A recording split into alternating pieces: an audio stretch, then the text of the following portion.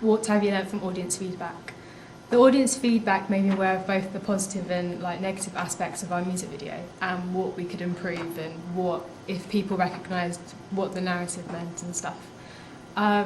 Firstly, when we asked a question to, with video responses about what they thought of the narrative and if any shots stood out, some said that the final shot stood out the most because it was a repeated high angle shot and it showed the girl almost coming back full circle, so the narrative was repeating itself. So it was showing that she was trying to find her next prey.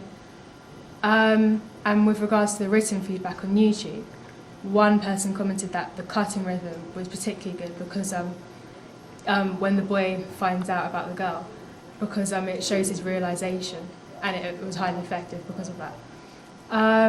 Some commented on the quality of the video posted on YouTube, so we decided not to compress the video and to save it again on QuickTime and then upload it again onto YouTube, which made the quality improve quite significantly.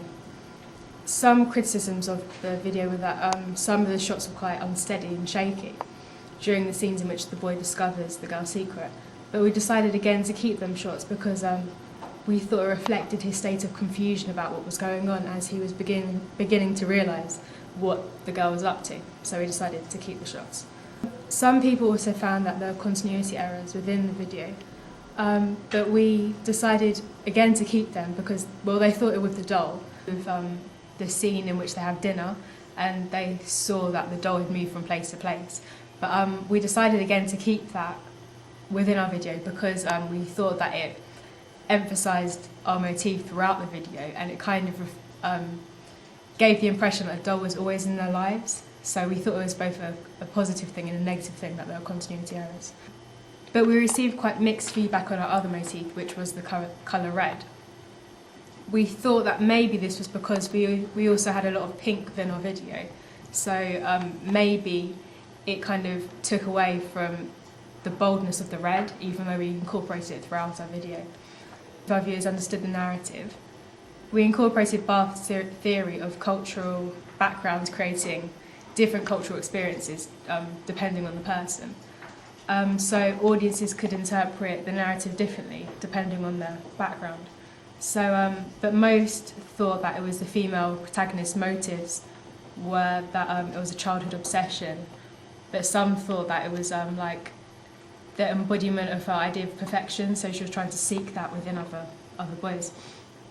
Some viewers also identified that, well, they realised that there were symbolic ideas behind our costume choices as well, such as the cardigan, such as the leopard print cardigan, which was symbolic of prey, that she was a predator. The white top was somewhat ironic because she was wearing it during the scene in which the boy realises that she's not quite as innocent as she was perceived earlier on within the video.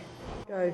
How effective is the combination of your main task and the auxiliary task? We wanted the intertextuality to be apparent within our 3 different tasks. So, and because we made the music video first, we decided that would be our inspiration for the other 2 tasks. We used both of our motifs within all 3 tasks. So that was the doll and the colour red. We used the colour red on the magazine advert for the title, so the band name and the album name, and we did the same with the digipack. We wanted it to be quite a subtle intertextuality in that sense, but also to have like the same symbolic meanings of like lust and danger, which is quite a common idea throughout the album as well as our music video.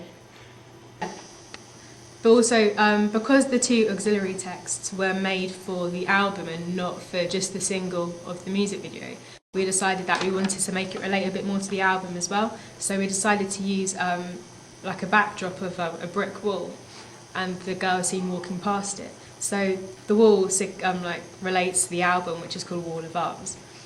But because there's a poster in the background as well, it also relates to the video, in which the music video, the girl is seen to be sticking up posters on her wall, which is the same as within the magazine advert and within the digipack, which also the digipack has, we used an effect on the software that we used that makes it look like there's been sellotape on the posters, and we used that in the digipack to try and like again relate to the video, showing that she was like sticking up the posters. Narrative videos are quite common within the indie genre as well, so they don't really promote the band as such, they more promote the music. So we wanted to like have the idea within all three texts because well, the first one we didn't use the band at all, except with one small poster within the music video. So we decided to kind of have the same idea within the other texts, but also with our magazine advert. So we decided to have two small images within the poster in the magazine advert to be of the band performing, and they're quite close-up, intimate shots of them performing, and they're not staged. So again, it gives the idea of like selling the music rather than selling the band, because even though there's a deal of like an idea of recognition of the band because they're actually on the poster, they're not like staged photos, they're just of them performing. The costume used as well is also like associated with indie music, so we kind of conformed to the convention. We wanted to do this to make the girl just appear ordinary, like a normal teenage girl, to kind of highlight the contrast between her mental state and her physical appearance, to make it all the more shocking. Both our magazine advert and our music video have incorporated to an extent fragmentation, which is a postmodernist ideal. With the magazine advert, the fragmentation is clear because there's lots of things happening within a small amount of space. So like the girl is walking past, which relates to the music video, but then there's a poster within the poster up on the wall, and it relates both to the music video and to the album cover as well. So and there's small images of the band, there's images of the doll as well as the girl walking. So it shows, there's lots of fragmentation. And within the music video, the fragmentation is clear because it's not a linear narrative. It's kind of like when the boy and girl are dating, it cuts back to her cutting up images, so it's not a linear narrative.